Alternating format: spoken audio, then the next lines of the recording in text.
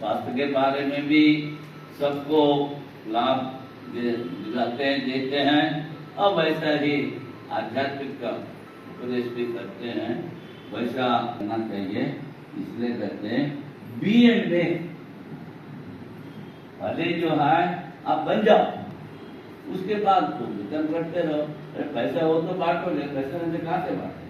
इसलिए पैसा अर्जित करो, वही आध्यात्मिक है वो।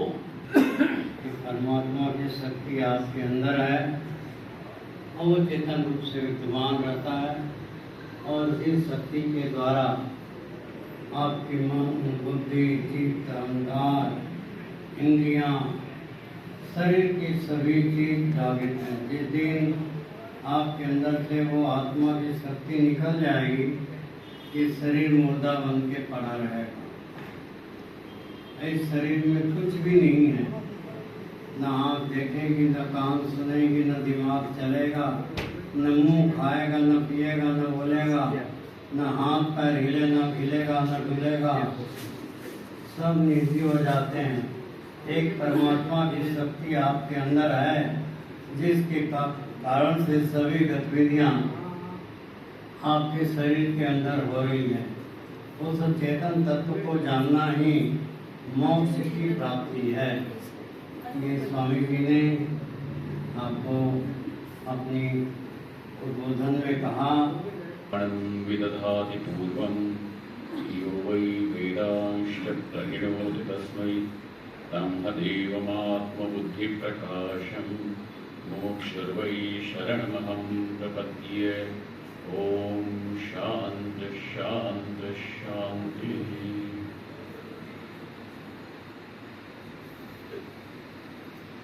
भगवान श्री कृष्ण एक बड़े अद्भुत रहस्य को प्रकट करते हैं। कदाचित ये बात हम सब लोगों के लिए, जिन्होंने कभी वेदांत इत्यादि का श्रवण न किया हो, उनके लिए थोड़ी अपरिचित होती है। भगवान कहते हैं ज्ञानी का एक लक्षण यह है, योगी का लक्षण यह है, ज्ञान विज्ञान तृप्तात्मा कूटस्थो जितेन्द्रियः युक्त इत्युच्यते योगी समलोष्टाश्म कांचन। मैं आपका ध्यान खींचना चाहता हूं। भगवान ने जो निर्देश किया वह है ज्ञान विज्ञान तृप्तात्मा। चाहे विषयी हो, चाहे पापी हो, चाहे पुण्यवान हो, चाहे कोई पंडित हो, चाहे कोई बिल्कुल बेपढ़ा लिखा मूर्ख ही क्यों न, कीट मशक ही क्यों न हो, और देवेंद्र इंद्र भी क्यों न हो, तृप्ति सभी लोग चाह रहे हैं। सब एक मुखे में इस बात की स्वीकृति देते हैं कि हम तृप्ति चाहते हैं। कोई ये नहीं कहना चाहता कि मैं अतृप्त तड़पता हुआ व्याकुल होकर मर जाऊं। आप अपनी आंखें भी खोलते हो तो तृप्त होने के लिए खोल रहे हो। आप जितना व्यवहार कर रहे हो, उस सारे व्यवहार के मूल में भी केवल तृप्ति की ही चाह है। क्या व्यवहार कर रहे हो, शास्त्रीय व्यवहार कर रहे हो, लौकिक व्यवहार कर रहे हो, ये भी मायने नहीं रखता है। मायने तो यही है कि तृप्ति की मांग है। परंतु हाय, इस बात को भी जरा देखो,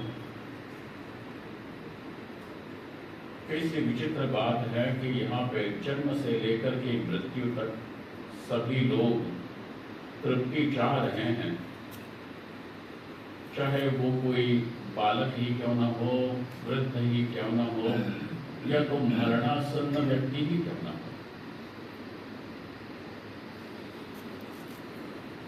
सभी तृप्ति को चाह रहे हैं, परंतु तृप्त होता हुआ कोई दिखता नहीं है। मरते हुए व्यक्ति को भी लोग यही पूछते हैं कि बाबूजी आखिरी इच्छा क्या है? अब वो बाबूजी अपना पकोड़ा दे दो, जब तक के पकोड़ा आए तब तक के इनके प्राण भी उड़ जाते हैं, अतृप्त के अंदर। कैसा ये विचित्र विरोधाभास है, विरोध है, आयरनी ऑफ लाइफ। ये विचित्र है। जिस चीज को चाह रहे हैं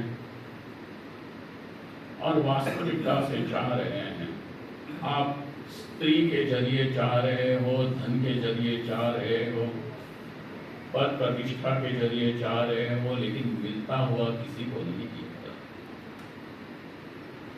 सब के सब उतने ही भूखे हैं और सब के सब उतने ही लुखे हैं।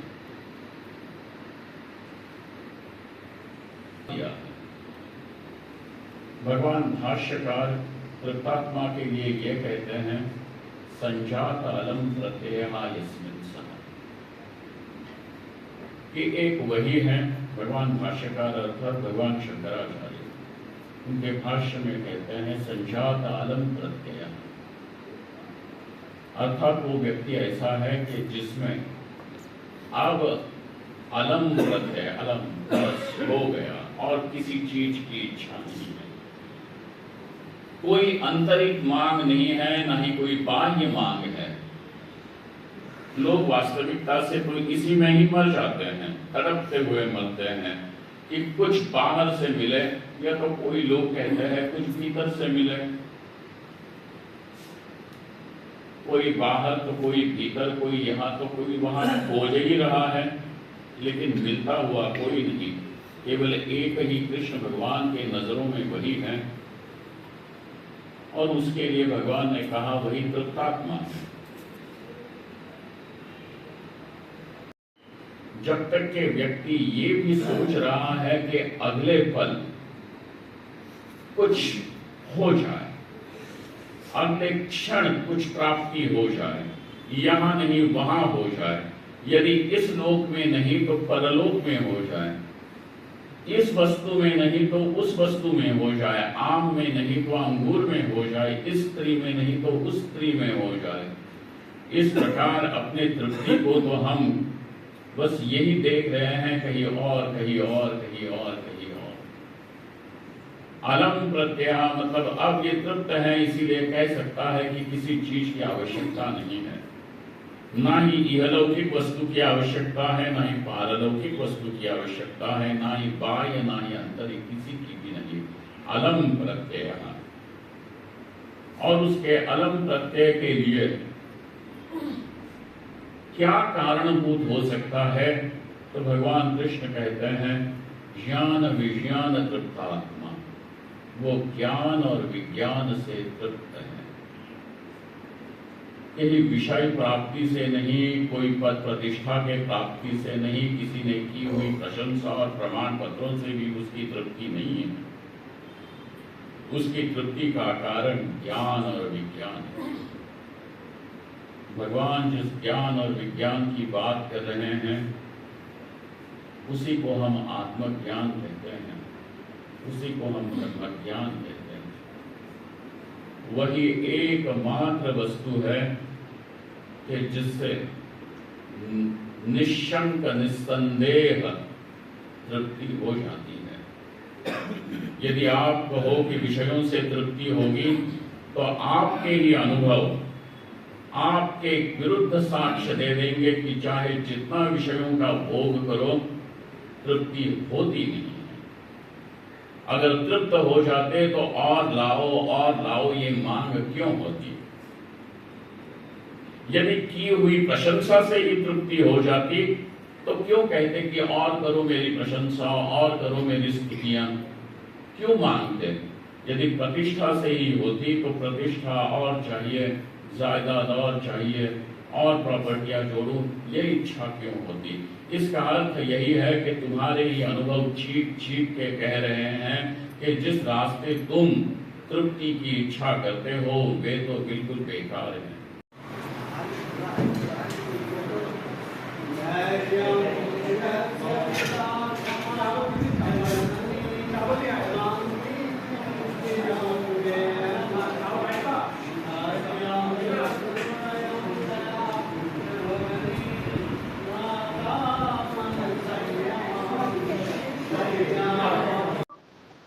मन को वश में करने के लिए मन को ही देखो तो मन गायब हो जाएगा, पहली चीज। दूसरी चीज, मन संस्कार और वासना के कारण से चंचल होता है। जितना संस्कार और वासना कम होंगे उसका मन उतने शांत, गंभीर और स्थिर होगा। और इसके लिए यदि आप ईश्वर बुद्धि रखते हो तब भी मन शांत हो जाता है। तो मन को शांत करने के लिए उपाय ऋषि मुनियों ने अपने ग्रंथों में बताया है।